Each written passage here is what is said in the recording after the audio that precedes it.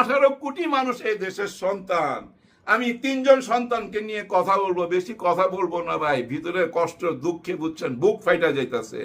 এই 3 সন্তানের মধ্যে একজন হচ্ছে পিনাকি ভট্টাচার্য, একজন ইলিয়াস হোসেন, একজন কনক সারোয়ার।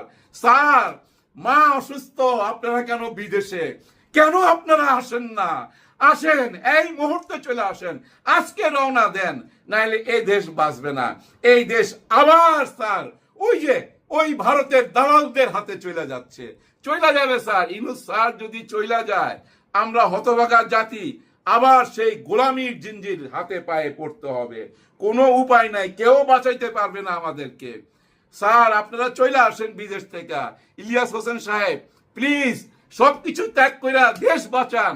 কনক সারোয়ার সাহেব, পিনাকি ভট্টাচার্য, আপনি কেন আসেন না? আপনারা আসেন, এই দেশ বাঁচান।